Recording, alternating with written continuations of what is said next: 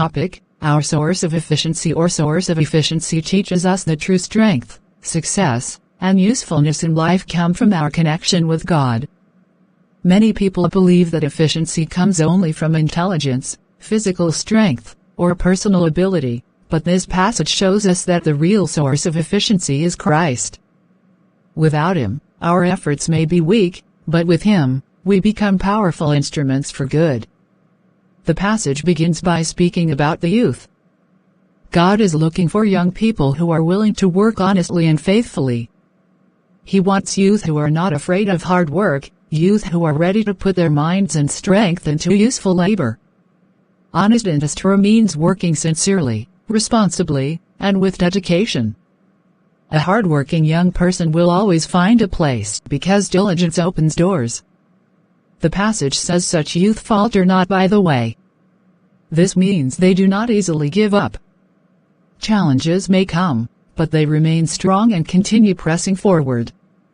In life, there will always be difficulties, disappointments, and trials, but God wants us to be steadfast. Success does not belong to those who quit easily, but to those who keep moving with faith and determination.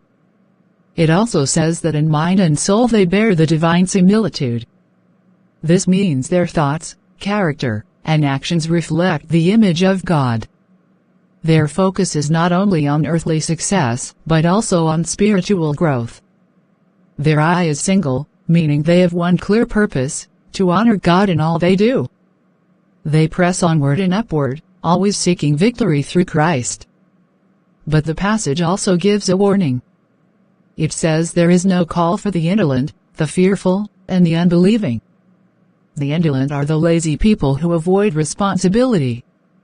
The fearful are those who are too afraid to step forward in faith. The unbelieving are those who doubt God's promises and refuse to trust Him fully. These attitudes slow down the work of God and prevent progress. Many times, people want success without sacrifice. They want blessings without labor. They want victory without discipline. But God calls us to deny self for Christ's sake. Self-denial means putting aside selfish desires and choosing God's will above our own comfort. It means serving even when it is difficult and remaining faithful even when it costs us something. God calls for those who will be workers together with Him. This is a great privilege. Imagine the Creator of heaven and earth inviting human beings to cooperate with Him in His work. God does not need us because He lacks power, but He chooses to work through us because He loves us and wants us to share in His purpose. When we are connected with Christ, human nature becomes pure and true. This connection changes us from the inside. Christ helps us overcome bad habits, wrong attitudes, and sinful desires. He makes us honest, kind, faithful, and dependable. Without Christ, human effort is limited, but with Christ, our lives become meaningful and effective. The passage says Christ supplies the efficiency, and man becomes a power for good. This is very important. It means our ability to do good does not come from ourselves alone. Jesus is the source of wisdom, strength, patience, and success. When we depend on Him, we can accomplish far more than we ever could by our own power. Truthfulness and integrity are called attributes of God. Truthfulness means being honest in words and actions. Integrity means doing what is right even when no one is watching. These qualities are powerful because they reflect God's own character. A person with integrity can be trusted. A truthful person becomes a blessing to others. In today's world, many people seek power through money, position, or popularity. But heaven values a different kind of power, the power of character. A truthful and upright person carries a power that is invincible. This power cannot be bought or stolen. It comes from living in harmony with God's principles. Young people especially need this lesson today. The world is full of distractions, laziness, fear, and unbelief. Many are losing focus and purpose.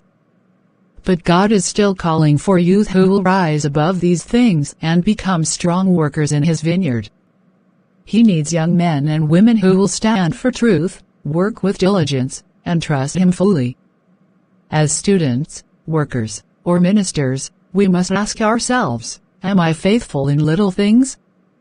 Do I work honestly? Do I trust God enough to move forward without fear? Do I reflect truthfulness and integrity? These questions help us examine whether we are truly connected with Christ. Efficiency is not just about doing many things quickly. True efficiency is doing the right things with the right spirit and for the right purpose. It is serving God faithfully, helping others sincerely, and using our talents wisely. It is not about human glory, but about divine purpose. In conclusion, our source of efficiency is Christ. He gives strength to the diligent, courage to the fearful, faith to the doubting, and victory to the faithful. God calls us to be hardworking, truthful, and full of integrity. He wants us to cooperate with Him so that His work may advance on earth. When we remain connected with Christ, we become powerful for good, and our lives become a testimony of His grace. May we choose today to be among those youth who press onward and upward, crying, victory, and showing the world that true efficiency comes from God alone. Thank you for watching. Please subscribe. Bye.